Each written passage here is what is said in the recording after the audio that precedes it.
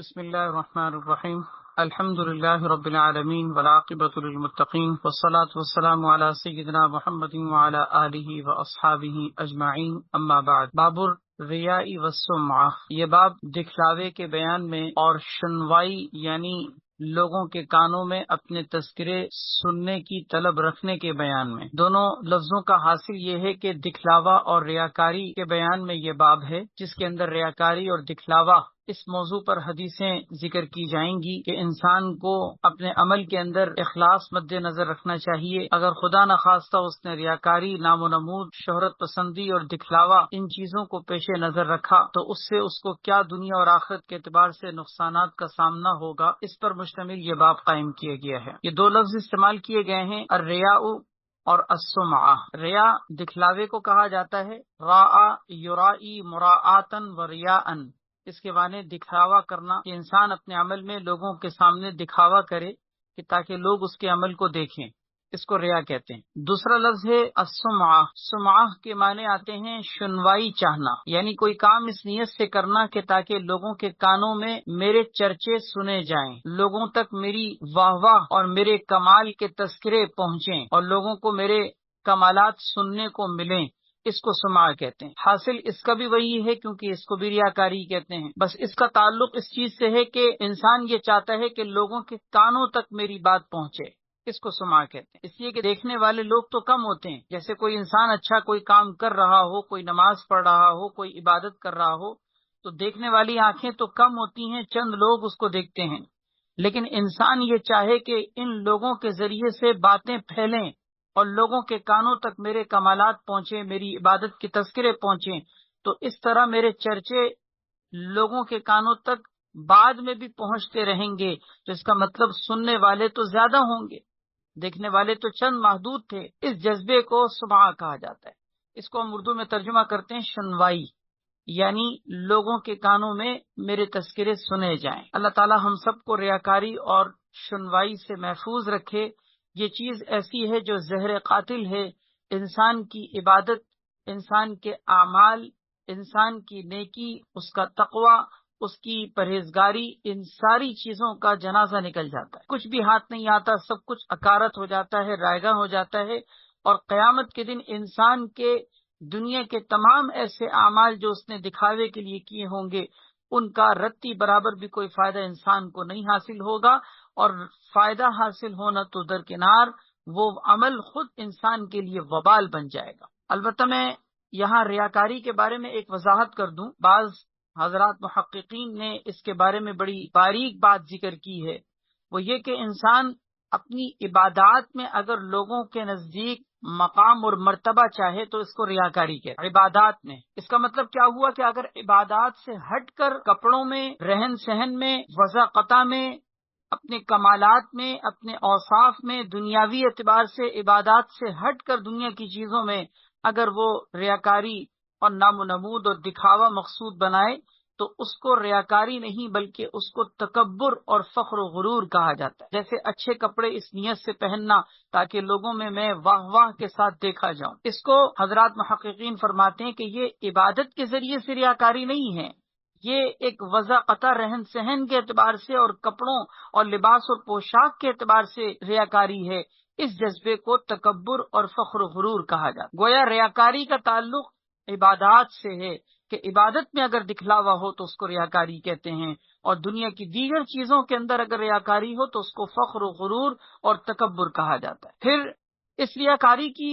دو قسمیں ذکر کی جاتی ہیں، ایک تو وہ ریاکاری کہ جس میں خالصتاً دنیا کی نگاہوں میں اپنی واہ واہ مقصود بنایا جائے، ثواب کا اس میں ذرہ برابر کوئی ارادہ نہ ہو۔ مثال کے طور پر کوئی شخص نماز پڑھے، اس کا مقصد صرف اور صرف یہ ہو کہ میں لوگوں کی نگاہ میں واہ واہ کے ساتھ سنا جاؤں اور لوگوں میں میرے چرچے ہوں، یعنی اس کا مطلب یہ کہ کوئی دیکھ رہا ہے تو نماز پڑھ رہے ہیں، جب نہیں دیکھ رہا کوئی تو پڑھ ہی نہیں رہے۔ اس کا مطلب خالصتاً اس کی نماز کا مقصد لوگوں کے اندر چرچے سننا ہے، اور ثواب، اجر، نیک نیتی اور آخرت بالکل ہی پیش نظر نہیں ہے۔ یہ ریاکاری کی سب سے خطرناک شکل ہے۔ اس ریاکاری کے بارے میں تو بعض حضرات نے یہ بھی ذکر کیا ہے کہ اس سے انسان کی نماز کا ذمہ بھی ادا نہیں ہوتا، یعنی اگر کوئی اس طرح سے نماز پڑھے تو فرض بھی اس کی ادا نہیں ہوتی، ایسی نماز اس کے ذمے سے ساقط بھی نہیں ہوتی۔ یہ ریاکاری کا سب سے خطرناک درجہ ہے کہ اس میں ثواب اور آخرت ذرہ برابر بھی مقصود نہیں۔ دوسرا درجہ وہ ہے کہ جس میں ریاکاری اس درجے میں ہو کہ ثواب کا ارادہ تو کیا جائے، لیکن دنیا کے اندر لوگوں میں چرچے کا بھی انسان قصد اور ارادہ رکھے کہ لوگوں میں بھی میری واہ واہ ہو اور میری عبادت کے تذکرے ہوں۔ اس کا مطلب یہ کہ اس نے ریاکاری بھی شامل کی اور اجر و ثواب کی نیت اور ارادہ بھی کیا، یہ دونوں چیزیں شامل کی۔ اب دونوں چیزیں شامل ہونے کی صورت میں یہ بھی ہو سکتا ہے کہ ریاکاری غالب ہو،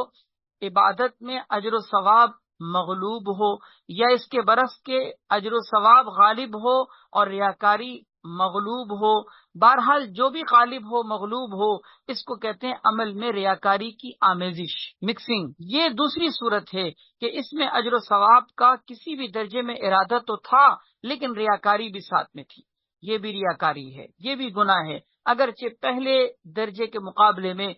دوسرا درجہ ہے، یعنی کچھ کم درجہ۔ ٹھیک ہے، پہلے کے مقابلے میں کچھ کم درجہ ہے، لیکن جائز اور ناجائز ہونے کے اعتبار سے یہ درجہ بھی جائز نہیں ہے، کیونکہ یہ بھی عمل میں آمیزش ہے، مکسنگ ہے، اور اللہ کے نزدیک وہی عمل مقبول ہے کہ جس کے اندر ذرہ برابر بھی ریاکاری نہ ہو، ذرہ برابر بھی دکھلاوے کا جذبہ اس کے اندر شامل نہ ہو، کیونکہ عمل میں ذرہ برابر بھی مکسنگ مقبول نہیں ہو سکتی۔ حدیث میں آتا ہے، اللہ کے نبی صلی اللہ علیہ وسلم نے ارشاد فرمایا، ان یسیر الریاء شرک، بے شک تھوڑا سا ریاکاری کا جذبہ بھی شرک ہے۔ اس سے یہ بات معلوم ہوئی کہ ریاکاری کے دونوں ہی درجے ناجائز ہیں، لیکن پہلا درجہ کہلاتا ہے افحش، یعنی زیادہ بڑا درجے کا گناہ، کیونکہ اس میں ذرہ برابر بھی انسان کا اجر و ثواب کا ارادہ ہی نہیں ہوتا، اور دوسرے درجے میں اجر و ثواب کا اگرچہ ارادہ تو ہوتا ہے لیکن ساتھ میں مکسنگ بھی ہوتی ہے۔ اللہ تعالی ہم سب کو پناہ میں رکھے۔ اب آئیے ان احادیث کی طرف کہ جن حدیثوں میں اس ریاکاری کے بارے میں اللہ کے نبی صلی اللہ علیہ وسلم نے اپنے فرامین نبویہ میں کیا ارشاد فرمایا۔ عن ابی ہریرہ رضی اللہ تعالی عنہ قال قال رسول اللہ صلی اللہ علیہ وسلم ان اللہ لا ينظر الى صورکم ولا اموالکم ولكن ينظر الى قلوبكم واعمالكم۔ سیدنا حضرت ابو ہریرہ رضی اللہ تعالیٰ عنہ آپ صلی اللہ علیہ وسلم کا ارشاد نقل فرماتے ہیں، بے شک اللہ تبارک و تعالیٰ تمہاری صورتوں کو نہیں دیکھتے اور تمہارے مالوں کو نہیں دیکھتے، وَلَكِنْ يَنْظُرُ إِلَىٰ قُلُوبِكُمْ وَأَعْمَالِكُمْ، لیکن اللہ تبارک و تعالیٰ تمہارے قلوب کو دیکھتے ہیں، تمہارے اعمال کو دیکھتے ہیں۔ اس کا مطلب کیا؟ تمہارے ظاہر کو نہیں دیکھا جاتا کہ تمہاری صورت کتنی حسین ہے اور تم کتنے خوبصورت ہو، تم کپڑے کیسے پہنتے ہو، تمہارا مال بینک بیلنس کیسا ہے، تمہاری گاڑی سواری کیسی ہے، تمہارا گھر رہنے کا اور بنگلہ کیسا ہے، اور تم کھاتے کیا ہو، پیتے کیا ہو، یہ تمہاری ظاہری چیزوں کو اور رکھ رکھاؤ کی چیزوں کو نہیں دیکھا جاتا۔ اللہ تمہارے باطن کو دیکھتے ہیں، وہ باطن جس کو تقوی کا محل کہا جاتا ہے، کیونکہ تقوی پرہیزگاری کا تعلق ظاہر سے نہیں، انسان کے قلب سے ہے۔ تو اللہ تعالیٰ تمہارے قلوب کو دیکھتے ہیں، تمہارے اعمال کو دیکھتے ہیں۔ اور دیکھنے کا مطلب یہاں ذہن میں رکھیے گا کہ دیکھنے کا مطلب رحمت کی نگاہ سے دیکھنا۔ اللہ تبارک و تعالیٰ رحمت کی نگاہ سے صرف انسان کے قلب اور انسان کے اعمال کو دیکھتے ہیں۔ ظاہر کو اللہ تبارک و تعالی رحمت کی نگاہ سے نہیں دیکھتے، کیونکہ ظاہری چیزیں رحمت کی نگاہ کا انسان کا سبب بنتی ہی تب ہیں جبکہ انسان کا دل بنا ہوگا تو ظاہر بھی اللہ تبارک و تعالی کی رحمتیں نازل ہوں گی، دل نہیں بنا ہوگا تو ظاہری رکھ رکھاؤ کی ساری چیزیں بیکار ہو جائیں گی۔ مثال کے طور پر ظاہری رکھ رکھاؤ کی چیزیں آپ نے کتنی اچھی اور حسین بنا رکھی ہیں، کپڑے کتنے عمدہ اعلیٰ قسم کے پہن رکھے ہیں، ظاہری وضع قطع کتنی ہی اعلیٰ ہے، لیکن آپ کے دل کے اندر اگر دل کی دنیا نہیں بنی، اگر دل میں آپ کے تقوی نہیں، پرہیزگاری نہیں، اخلاص نہیں، نیک نیتی نہیں، ریاکاری ہے، نام و نمود ہے، شہرت پسندی ہے، دنیا کی محبت ہے، اسی طرح لوگوں کی حقارتیں دل میں بھری پڑی ہوئی ہیں، تو اس کا مطلب یہ ظاہری حسن، یہ ظاہری خوشنمائی سب کا سب بیکار ہے۔ اللہ تعالیٰ اس ظاہر کو نہیں دے۔ اس حدیث سے ہمیں یہ پیغام ملتا ہے کہ اپنے ظاہر کے بنانے کے بجائے اپنے باطن کے بنانے کی فکر کرنی چاہیے۔ آج کی دنیا اس تن پروری اور ظاہر کی خوشنمائی میں لگی ہوئی ہے، میرا ظاہر ایسا ہو جائے، میرے کپڑے ایسے ہوں، میرا گھر سواری ایسی ہو، میرا بینک بیلنس ایسا ہو، ظاہری اسٹیٹس ایسا ہو، ان چیزوں کے پیچھے انسان بھاگ رہا ہے، تگ و دو کر رہا ہے، محنت کر رہا ہے۔ اصل چیز محنت کا میدان انسان کا قلب ہے۔ حضرات صاحب اکرام رضی اللہ تعالیٰ عنہ مجمعین کی زندگیوں میں بھی اگر آپ دیکھیں تو آپ کو یہ نظر آئے گا کہ نبی علیہ الصلوۃ والسلام نے ان کے باطن پر محنت کی،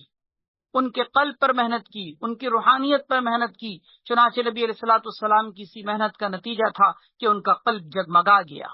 اور وہ ستارے بن گئے، مشعل راہ بن گئے، قیامت تک آنے والی نسلوں کے لیے پیشوا اور مقتدا بن گئے۔ اور یہی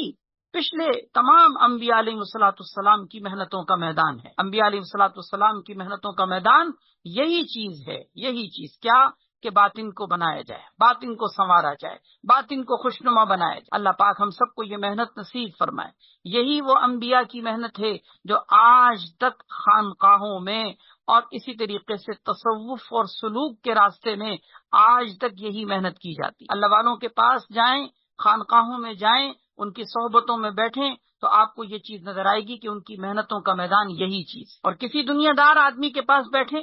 دنیا دار لوگوں کی مجلسوں میں بیٹھیں تو آپ کو یہ محنت بالکل اپوزٹ نظر آئے گی۔ ظاہر کیسے بن جائے، ترقی کیسے ہو جائے، مادیت کیسے حاصل ہو جائے، یہ بالکل دو الگ الگ راستے ہیں۔ اس حدیث میں واضح طور پر یہ بات پیش کر دی، اللہ رب العزت کی رحمت کی نگاہ انسان کے باطن پر پڑ۔ اللہ پاک ہمیں عمل کی توفیق نصیب فرمائے۔ اگلی حدیث ہے وعنہ قال قال رسول اللہ صلی اللہ علیہ وسلم، نبی کریم صلی اللہ علیہ وسلم نے ارشاد فرمایا کہ اللہ تبارک و تعالی نے ارشاد فرمایا ہے انا اغنى الشرکاء یعنی شرکی۔ اللہ نے ارشاد فرمایا جس کا مطلب کیا ہے، یہ حدیث قدسی ہے، یعنی بات تو آپ صلی اللہ علیہ وسلم اپنے الفاظ میں ذکر کر رہے ہیں لیکن مفہوم اور معنی اللہ تبارک و تعالی کا بیان کرتا ہے، اس کو حدیث قدسی کہتے ہیں۔ تو حدیث قدسی میں اللہ تبارک و تعالی ارشاد فرما رہے ہیں کہ میں تمام شرکا میں شرک سے سب سے زیادہ مستغنی ہوں، بے پرواہ ہوں، یعنی اس کا مطلب جتنا شرک سے میں بیزار ہوں اتنا اور کوئی بیزار نہیں ہو سکتا، سب سے زیادہ شرک سے میں بیزار۔ من عمل عملا اشرک فیہ معی غیری، جس نے کوئی عمل کیا جس نے اس میں میرے ساتھ میرے غیر کو شریک کیا، یعنی کوئی بھی عمل اس نے کیا اور میرے ساتھ میرے کسی شریک کو ٹھہرایا، ترکتہ وشرکہ، تو میں اس کو اور اس کے شرک کو چھوڑ دیتا ہوں، اس کو بھی چھوڑ دیتا ہوں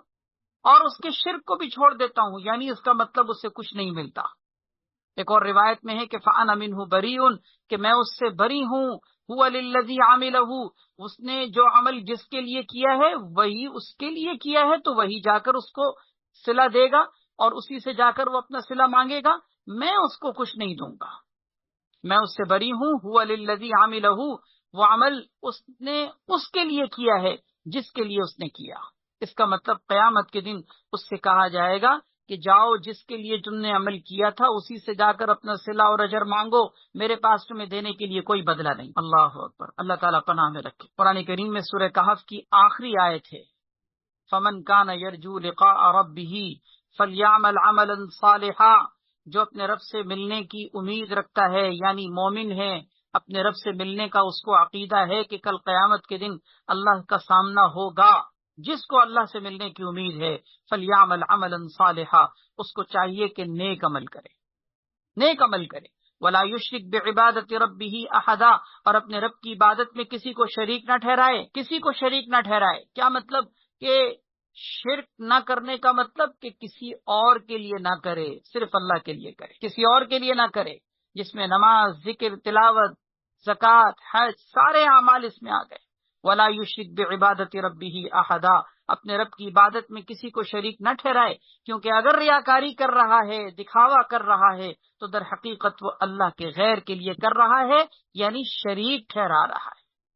اس کو بھی شرک کہتے ہیں۔ خود احادیث میں یہ مضمون موجود ہے کہ شرک کی دو قسمیں ہیں، ایک شرک اصغر، ایک شرک اکبر۔ شرک اصغر چھوٹے درجے کے شرک کو کہا جاتا ہے، جو یعنی شرک یعنی ریاکاری، چھوٹے درجے کا شرک۔ اس کی وجہ سے انسان مشرک اور کافر تو نہیں ہوتا، ایمان کے دائرے سے نکلتا تو نہیں ہے، لیکن ریاکار بن جاتا ہے، اس کو شرک اصغر اسی لیے کہتے ہیں۔ دوسری قسم ہے شرک اکبر۔ شرک اکبر کا مطلب ہوتا ہے کہ جس کی وجہ سے انسان کافر ہو جاتا ہے، مشرک بن جاتا ہے، دائرہ اسلام سے خارج ہو جاتا ہے۔ یہ بڑے درجے کا شرک ہے، خدا نخواستہ کہ انسان اللہ تبارک و تعالیٰ کے ساتھ دوسروں کو بھی شریک ٹھہرانے۔ شروع کر دے. اس کو شرک اکبر بھی کہتے ہیں، اس کو شرک جلی بھی کہا جاتا ہے، اور پہلی قسم جس کو شرک اصغر کہتے ہیں اسی کا دوسرا نام شرک خفی بھی ہے. وعن جندب رضی اللہ تعالی عنہ قال النبی صلی اللہ علیہ وسلم، حضرت جندب رضی اللہ تعالیٰ عنہ سے مروی ہے کہ نبی کریم صلی اللہ علیہ وسلم نے ارشاد فرمایا، من سمع سمع اللہ بہ ومن یرائی یرائی اللہ بہ. نبی کریم صلی اللہ علیہ وسلم نے ارشاد فرمایا کہ جس نے سنوائی چاہی، من سمع جس نے سنوائی چاہی، یعنی یہ چاہا اور یہ ارادہ کیا کہ لوگوں کے کانوں میں میرے تذکرے سنے جائیں، سمع اللہ بہ، اللہ تعالیٰ اس کے چرچے سنوائیں گے. لیکن چرچے سنوانے کا مطلب عزت کے ساتھ نہیں، ذلت کے ساتھ. دیکھیں نا، چرچے دونوں طرح سے ہوتے ہیں. کسی کے چرچے تذکرے لوگوں کے کانوں میں اچھائی کے ساتھ ہوتے ہیں،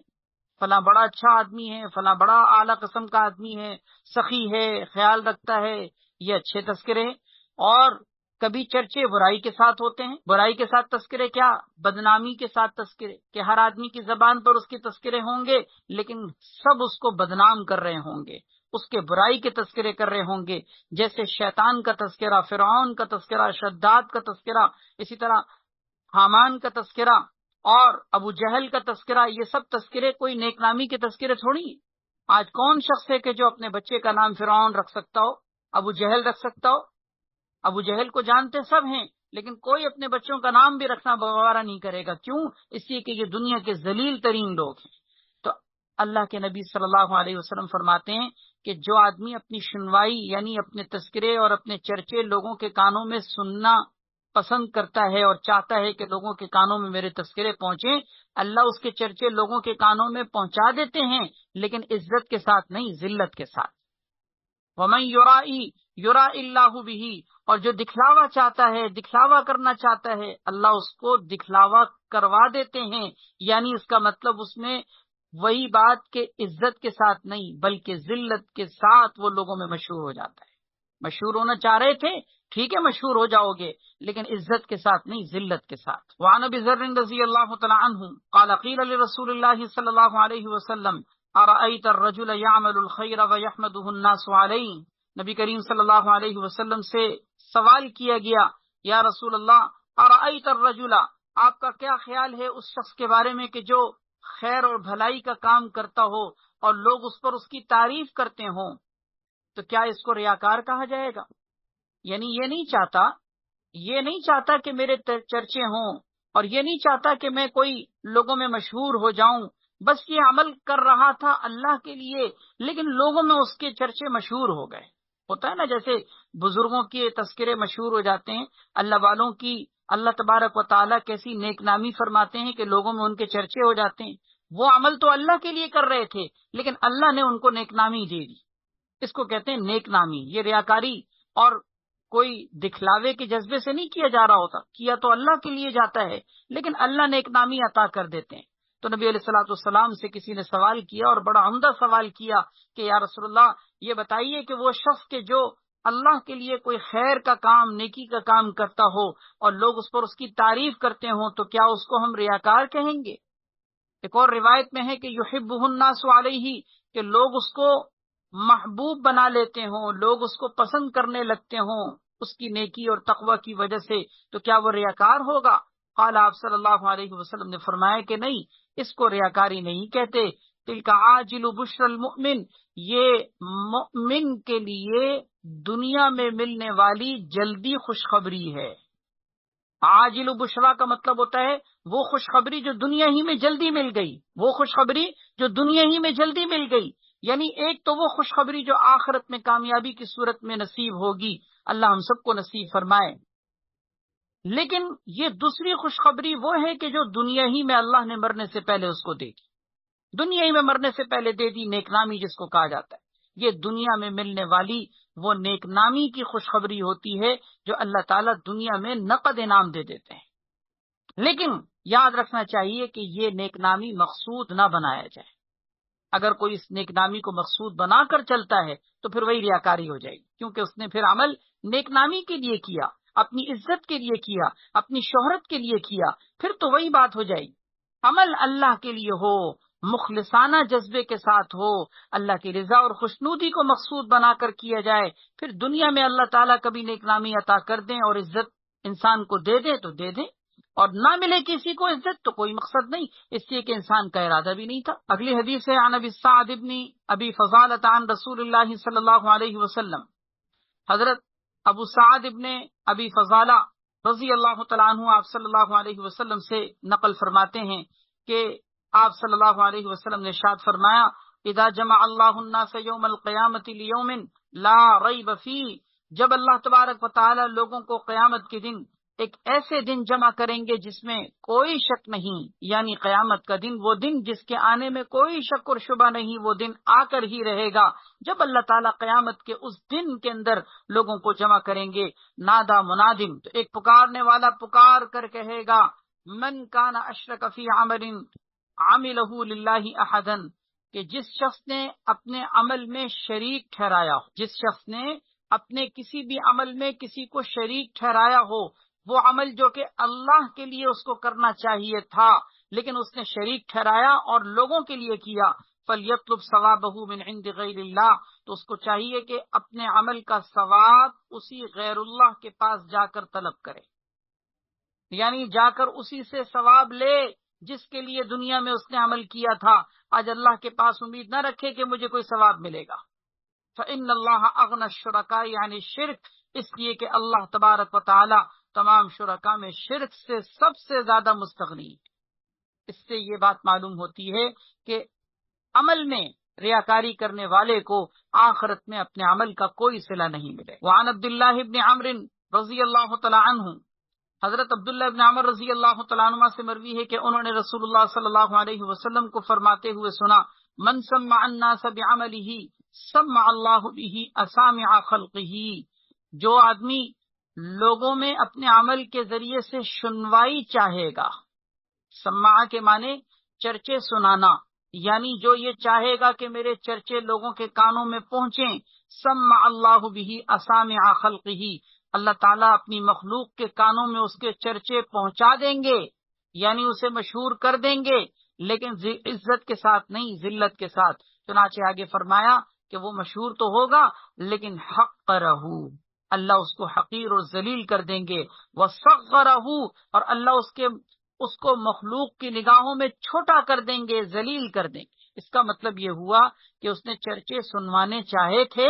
اللہ چرچے سنوا دیں گے لیکن عزت کے ساتھ نہیں، بلکہ حقرہ وصغرہ، حقارت کے ساتھ اور تذلیل کے ساتھ، کہ لوگوں کی نگاہوں میں اس کی تحقیر ہوگی، تذلیل ہوگی، لوگ اس کو پہچانیں گے اور جانیں گے تو صحیح لیکن عزت کے ساتھ نہیں، ذلت کے ساتھ۔ یعنی اس سے یہ بات معلوم ہوتی ہے کہ ریاکار آدمی دنیا کے اندر بھی عزت نہیں پاتا، ذلیل اور رسوا ہو جاتا ہے۔ اگلی حدیث ہے حضرت انس رضی اللہ تعالیٰ عنہ سے مروی ہے کہ نبی کریم صلی اللہ علیہ وسلم نے ارشاد فرمایا، من کانت نیتہ طلب الآخرہ، جس کی نیت اور ارادہ آخرت کی طلب ہو، آخرت کی طلب اور جستجو ہو، جعل اللہ غناہ فی قلبہ، اللہ تعالی اس کے غنا کو اس کے قلب میں رکھ دیتے ہیں، یعنی اس کو دل کا غنا عطا کر دیتے ہیں۔ جو آدمی اپنی نیت اور ارادے کے اعتبار سے آخرت کا طلبگار ہے، دنیا طلبی نہیں کرتا، آخرت مقصود بنا کے چلتا ہے، یعنی وہی بات کہ مخلص ہے، دنیا دار نہیں ہے، دنیا کی شہرت اس کا مقصود نہیں، آخرت کا اجر و ثواب اس کا مقصود ہے، اللہ تعالیٰ اس کو دل کا غنا عطا فرما دیتے ہیں، وہ دل کا غنی ہو جاتا ہے۔ چنانچہ وَجَمَعَ لَهُ شَمْلَهُ، اللہ تعالیٰ اس کے بکھرے ہوئے کاموں کو، منتشر کاموں کو جمع کر دیتے ہیں۔ وَأَتَتْهُ الدُّنْيَا وَهِيَ رَاغِمَةٌ، اور دنیا اس کے پاس ذلیل ہو کر آتی ہے۔ تین فائدے غور کیجئے گا، تین فائدے اس میں ذکر کیے گئے ہیں اخلاص کے، یعنی جو مخلص ہو اپنے عمل میں اس کے تین فائدے حدیث میں ذکر کیے گئے ہیں۔ پہلا فائدہ یہ ہے کہ اللہ تعالیٰ اس کو دل کا غنا عطا کر دیتے ہیں، دل کا غنا، اور یہ بات ہم پیچھے حدیثوں میں پڑھ چکے ہیں کہ اصل مالداری دل کی ہے، ظاہر کی مالداری بھی کیا مالداری جبکہ انسان حریص اور دنیا کا لالچی بنا ہوا ہو، اصل مالداری تو ہوتی ہی دل کی ہے۔ تو ایک تو یہ کہ یہ اصل مالداری اس کو نصیب ہوتی ہے، دوسرا یہ کہ اس کے بکھرے ہوئے منتشر کام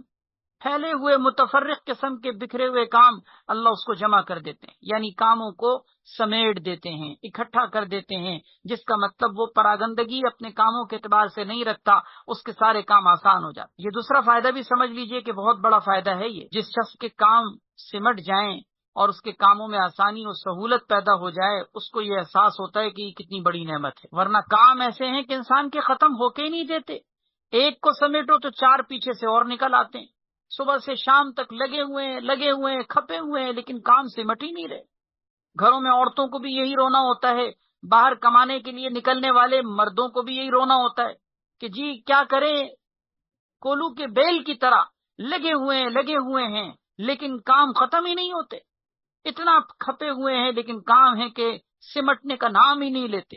یہ بات یاد رکھیں، اللہ تبارک و تعالی جب چاہتے ہیں انسانوں کے کاموں کو سمیٹ دیتے ہیں، اور جب اللہ تعالیٰ چاہتے ہیں انسانوں کے کاموں کو بکھیر دیتے ہیں، کام بن کے ہی نہیں دیتا۔ چھوٹا سا کام مثال کے طور پر میں عرض کروں، ایک بخار بھی اگر ہوا ہے تو ایک انسان یہاں بھاگا وہاں بھاگا، یہ ٹیسٹ وہ ٹیسٹ، فلاں جگہ فلاں ڈاکٹر، یہاں سے فائدہ نہیں، اس جگہ یہ میڈیسن کام نہیں آئی، دوسری میڈیسن۔ ایک بخار کے علاج کے لیے انسان پیسہ پانی کی طرح بہا رہا ہوتا ہے اور ڈاکٹر پہ ڈاکٹر تبدیل کر رہا ہوتا ہے، اس کے کام بنتے ہی نہیں ہیں۔ اور دوسری طرف ایک بخار کسی کو چڑھا، ایک چھوٹی سی جا کر کلینک سے اس نے دوائی لی اور اس کو اپنے حلق سے اس نے اتارا، اللہ تعالیٰ نے اس کو شفا دے دی۔ اور اللہ تعالیٰ چاہیں تو ڈاکٹر کے پاس جانے کے بجائے ایک پانی کے گھونٹ سے بھی اس کو شفا دے دی۔ کام تو اللہ بناتے ہیں، کام تو اللہ کے حکم سے بنتا ہے۔ کام کسی کے ایسے بنتے ہیں کہ اس کو پتہ ہی نہیں چلتا کہ مصروفیت کیا ہوتی ہے، اور کسی کی زندگی اتنی مصروف ہوتی ہے کہ اس کو یہ پتہ ہی نہیں ہوتا کہ فراغت کیا ہوتی ہے۔ یہ یاد رکھیں، یہ اللہ کے ہاتھ میں ہے، یہ اللہ کے ہاتھ میں ہے۔ اللہ جس کو چاہیں یہ نعمت عطا کرتے اور جس سے چاہیں یہ نعمت چھین لے۔ تو اس حدیث میں دوسرا فائدہ یہ ذکر کیا گیا ہے کہ جمع لہ شملہ، اللہ اس کے بکھرے ہوئے کاموں کو جمع کر دیتے ہیں، منتشر کاموں کو سمیٹ دیتے ہیں، اس کے کاموں میں آسانی اور سہولت ہوتی ہے۔ اور تیسرا فائدہ یہ ذکر کیا گیا ہے کہ دنیا اس کے پاس ذلیل ہو کر آتی، کیونکہ اس نے دنیا کو مقصود نہیں بنایا۔ اور دنیا اور انسان کے درمیان یہی تعلق ہے، یاد رکھیں، جیسے کہ ایک انسان اور اس کے سائے کے ساتھ تعلق ہوتا ہے۔ انسان کا جیسے سائے کے ساتھ تعلق ہوتا ہے، سائے کے پیچھے پیچھے بھاگتے رہو، وہ بھاگتا رہے گا، آپ کی پہنچ سے نکلتا چلا جائے گا، آپ اس تک نہیں پہنچ سکتے، آپ اس سے رخ موڑ کے، آپ اس سے پیٹ پھیر کے چلنا شروع کریں گے، آپ کے پیچھے پیچھے آئے گا۔ دنیا اور انسان کی مثال بالکل اسی طرح سے دی گئی۔ تو جب اس نے دنیا کو مقصود بنایا ہی نہیں، اس نے آخرت کو مقصود بنایا، تو اللہ تعالیٰ دنیا کو اسی طرح ذلیل کر کے اس کے پیچھے لاتے ہیں، ذلیل کر کے دنیا اس کے پاس آتی ہے اور ذلیل ہو کر آتی ہے۔ اور اگر یہ دنیا کے پیچھے بھاگے نا، تو دنیا کے پیچھے بھاگنے کی صورت میں ایک تو دنیا آتی نہیں، دوسرا یہ بھی ذلیل ہو کر رہ جاتا ہے۔ یہ کتنے بڑے بڑے تین فائدے ہیں جو اس حدیث میں ذکر کیے گئے ہیں۔ اخلاص کے جذبے پر انسان کو یہ تینوں فائدے اور انعامات حاصل ہوتے ہیں۔ دوسری طرف فرمایا ومن کانت نیتہ طلب الدنیا، جس کی نیت اور جس کا ارادہ دنیا کی طلب ہو، دنیا کی طلب اور جستجو، یعنی اس کا مطلب آخرت اس کا مقصود نہیں ہے، دنیا مقصود ہے، تو اس کے نقصانات کیا ہوتے ہیں؟ سب سے پہلا نقصان، جعل اللہ الفقر بین عینیہ، اللہ تعالیٰ فقر و فاقے کو، مفلسی کو اس کی دونوں آنکھوں کے درمیان رکھ دیتے ہیں۔ اس کا مطلب یہ ہوا کہ اس کے اوپر مفلسی مسلط ہو جاتی ہے، مفلسی مسلط ہو جاتی ہے۔ اور دونوں آنکھوں کے درمیان کیوں کہا؟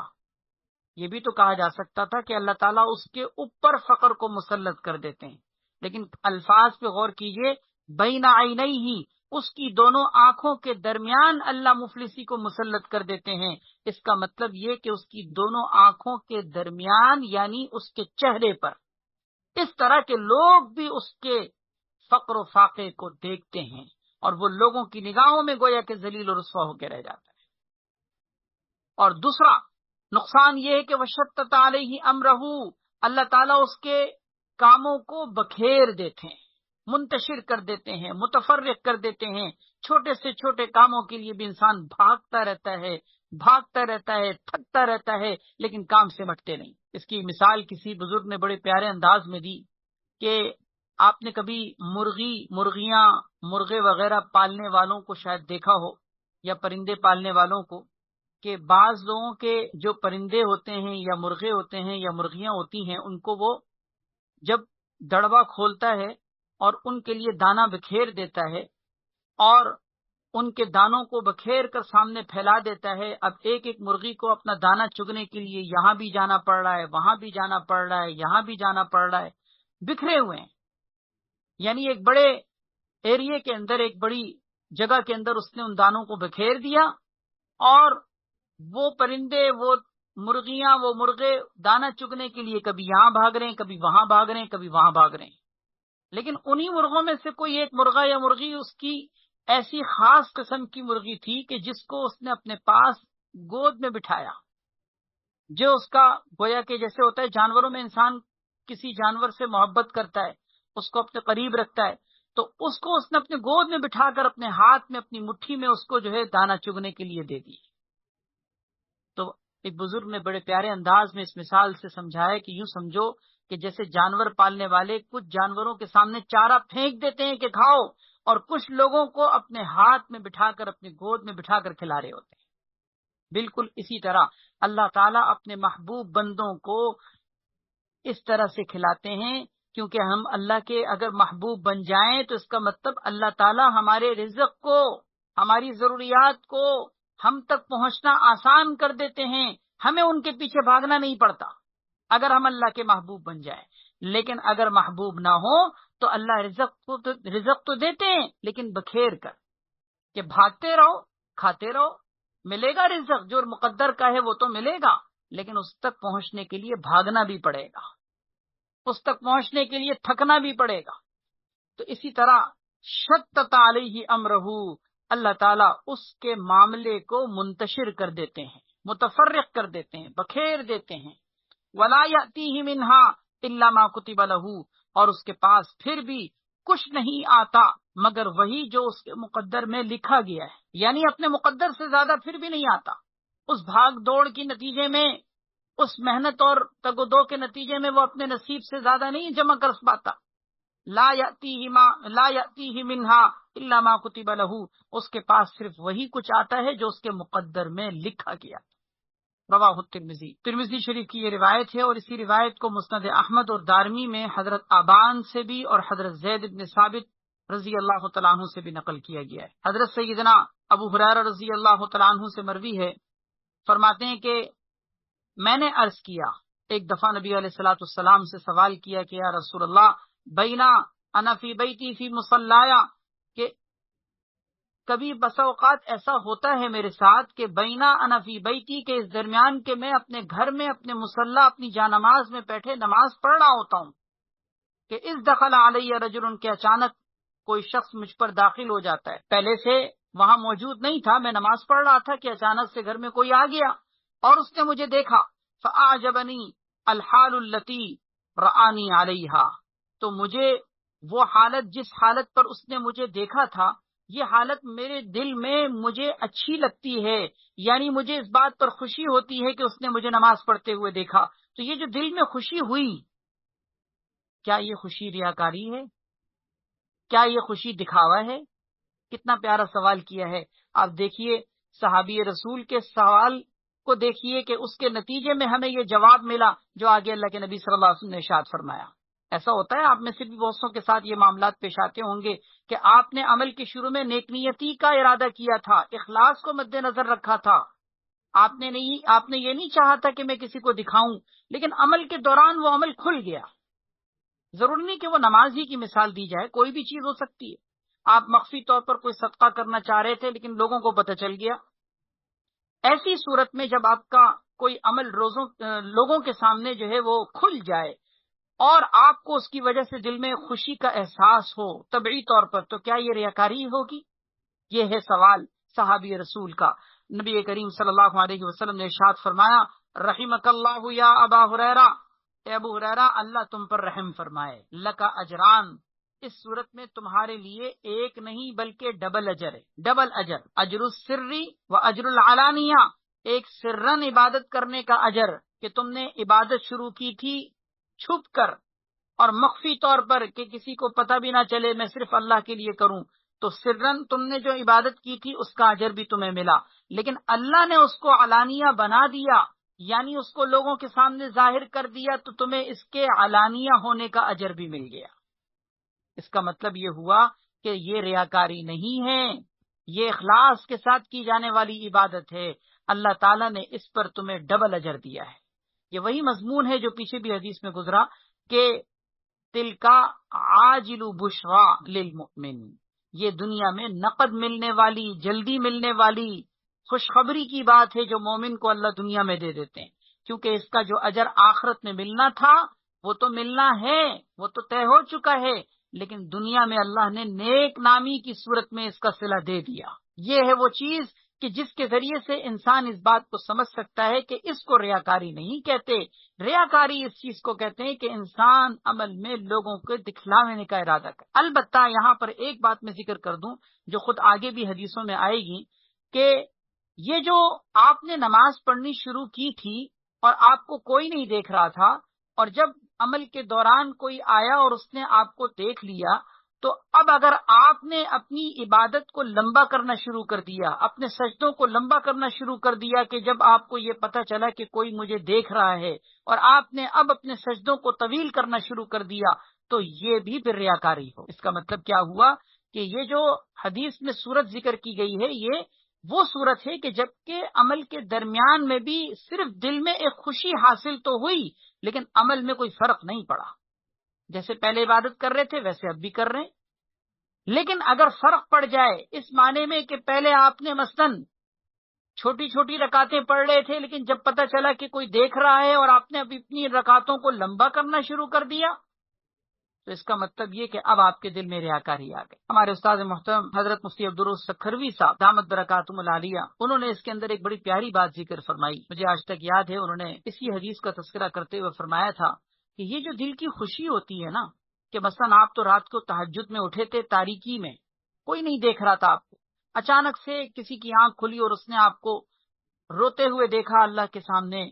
عبادت کرتے ہوئے دیکھا، قرآن پڑھتے ہوئے دیکھا، اور آپ کے دل پہ خوشی ہوئی، تو یہ جو خوشی ہے اس کو ریاکاری اس لیے نہیں کہا جاتا کہ یہ خوشی اس بات کی خوشی ہے کہ اللہ تیرا شکر ہے، تو نے اچھی حالت میری اچھی حالت لوگوں کے سامنے ظاہر کی، اگر تو چاہتا تو میری بری حالت لوگوں کے سامنے ظاہر کر دیتا اور میں ذلیل ہو جاتا، لیکن یا اللہ تیرا شکر ہے، تیرا احسان ہے کہ تو نے میری اچھی حالت کو لوگوں کے سامنے ظاہر کیا، یہ اس جذبے پر خوشی ہے، اس لیے اس کو ریاکاری نہیں کہتے۔ یہ بات سمجھ میں آئی؟ یعنی کتنی پیاری یہ بات کی مثال ہے اور توجیہ ہے کہ دل کی خوشی کا مطلب ریاکاری کا جذبہ نہیں، دل کی خوشی کا جذبہ یہ ہونا چاہیے کہ یا اللہ اگر تو چاہتا تو میرا کوئی عیب ظاہر کر دیتا۔ دیکھیں نا، ہر انسان کی اپنی ایک باطنی زندگی ہوتی ہے، ہر انسان کی زندگی کے اپنے معاملات ہوتے ہیں، ہر انسان یہ چاہتا ہے کہ میری وہ چیز لوگوں کے سامنے نہ کھلے۔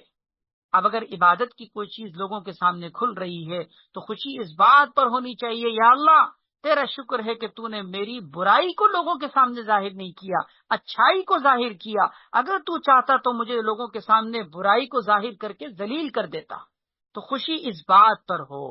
اور اس بات پر خوشی ظاہر ہے کہ اس کا ریاکاری سے کوئی تعلق نہیں، یہ تو اللہ تعالیٰ کے سامنے جذبہ تشکر ہے، یہ تو اللہ تعالیٰ کے سامنے شکر گزاری کیا جذبہ ہے۔ اللہ پاک ہم سب کو عمل کی توفیق نصیب فرمائے، اللہ تعالیٰ ہم سب کو اپنے مخلصین بندوں میں شامل فرمائے۔ ایک دعا میں ذکر کرتا ہوں، اس دعا کو مانگا کریں۔ اللہم اجعلنی من عبادک المخلصین والمخلصین،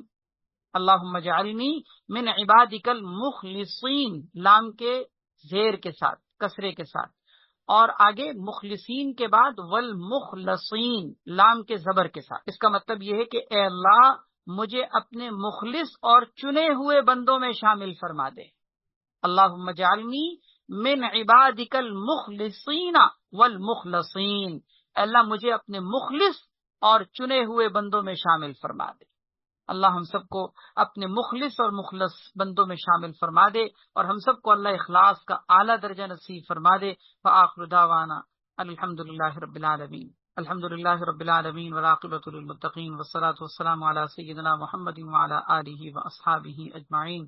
یا ارحم الراحمین یا ذی الجلال والاکرام، یا اللہ اپنے فضل سے اپنے کرم سے ہم سب کے گناہوں کو معاف فرما۔ یا اللہ ہم سب کی کامل مغفرت اور بخشش فرما، ظاہری باطنی ڈھکے چھپے خفیہ علانیہ تمام تر گناہوں سے درگزر فرما۔ اے اللہ تو معاف کرنے والا ہے، معافی کو پسند کرتا ہے۔ اپنے فضل و کرم سے ہم سب کو بھی اور تمام مسلمان مردوں عورتوں کو اور تمام مومن مردوں عورتوں کو سب کو معاف فرما دے، سب کی گردنیں جہنم سے آزاد فرما دے۔ اے رب کریم اپنے فضل و کرم سے ہم سب کو اعمال صالحہ کی توفیق عطا فرما، اخلاص کے ساتھ، نیک نیتی کے ساتھ اپنی رضا اور خوشنودی کو مقصود بنا کر اعمال کرنے کی توفیق عطا فرما۔ ریاکاری سے، نام و نمود سے، دکھلاوے سے، شہرت پسندی سے اے اللہ ہم سب کی حفاظت فرما۔ آج تک اگر ہم نے یہ جذبہ رکھا ہو یا کہیں بھی کسی عمل میں یا اللہ یہ نیت کر کے اپنے عمل کو برباد کیا ہو تو یا اللہ ہم معافی مانگتے ہیں۔ اے اللہ تو معاف کرنے والا ہے، اے اللہ ہماری ریاکاری کو بھی معاف فرما دے، اے اللہ ہماری ریاکاری کے جذبے کو معاف کر دے۔